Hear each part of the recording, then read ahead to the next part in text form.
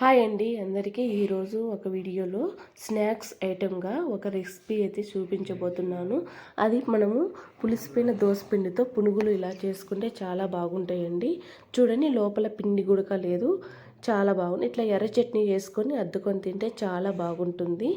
ఒకసారి ఈ విధంగా ట్రై చేసి చూడండి. మనం బయట హోటళ్ళలో ఎలా చేస్తారో అలాగనే మనం ఇంట్లో చేసుకోవచ్చు ఈజీగా. అట్లాగే మనం పిల్లలకి ఈవినింగ్ స్నాక్స్గా పెట్టచ్చు. అలాగే మనము పెద్దవాళ్ళైనా ఇలా స్నాక్స్గా తినొచ్చు అండి. చాలా బాగుంటుంది.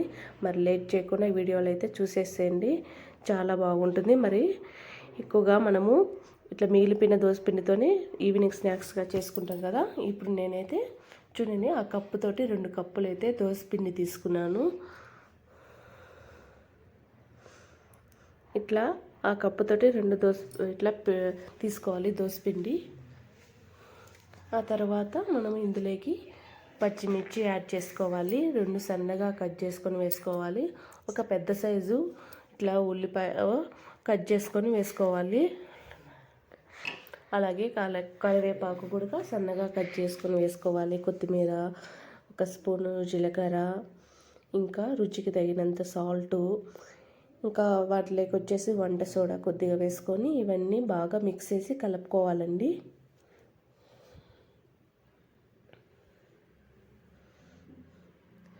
ఈ విధంగా కలుపుకునే తర్వాత మనకు పిండి ఆ తర్వాత చూసుకోవాలి. ఇట్లా చూడండి, పిండి అనేది కాస్త లూజ్గా ఉంది. ఆయిల్లో వేస్తే ఇట్లా ఈ విధంగా ఎక్కువ ఆయిల్ అనేది పీల్చుతుంది. అందుకని దాంట్లో మనం 2 స్పూన్ల బియ్యం పిండి వేసుకోవాలి.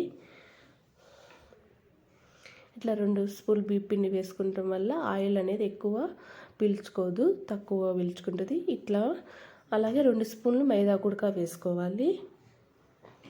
2 స్పూన్లు మైదా వేసుకొని మళ్ళీ ఒకసారి బాగా మిక్స్ చేసి కలుపుకోవాలండి.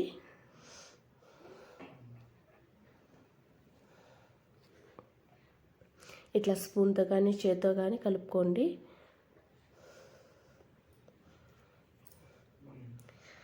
ఇట్లా మీరు లాస్ట్లో సాల్ట్ సరిపోయిందో లేదో చూసి వేసుకోండి. లాస్ట్లో కాస్త ఇట్లా ఈ విధంగా అయితే పిండి ఉండాలండి.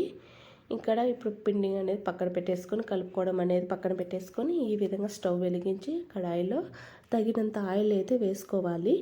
ఆయిల్ అనేది కొంచెం బాగా వేగిన తర్వాత మనము మంట ఎక్కువ పెట్టుకోకుండా మీడియంలో పెట్టేసుకొని ఇవి పునుగులు అనేటివి వేసుకోవాలండి. ఆయిల్ పట్టినంత వరకు వేసుకోవాలి.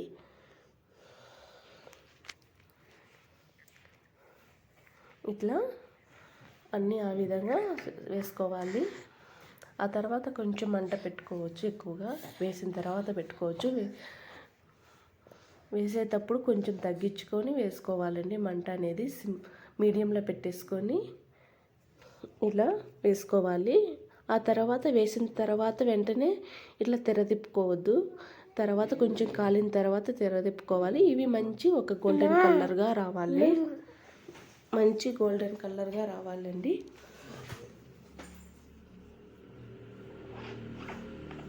ఇట్లా మీడియంలోనే పెట్టేసుకొని ఇట్లా గోల్డెన్ కలర్గా కాల్చుకోండి. ఇట్లా ఈ విధంగా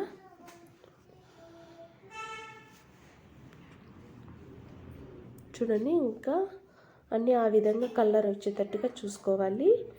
ఇవన్నీ ఒక ప్లేట్లోకి అయితే టిష్యూ పేపర్ వేసుకొని కాస్త పక్కన ప్లేట్లోకి యాడ్ చేసుకోండి. చూడండి, ఇట్లా ఈ విధంగా అయితే అన్నీ చేసుకోవాలి.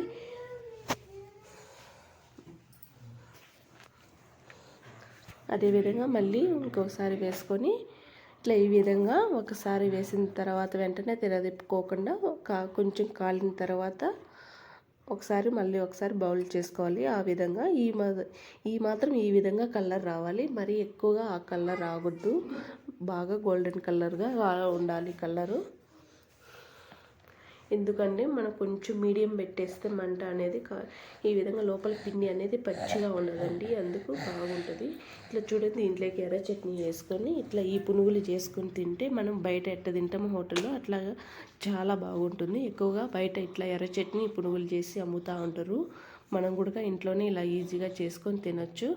ఒకసారి ఈ విధంగా ట్రై చేసి చూడండి ఫ్రెండ్స్. ఈ వీడియో కనుక నచ్చినట్టయితే లైక్ చేసి, షేర్ చేసి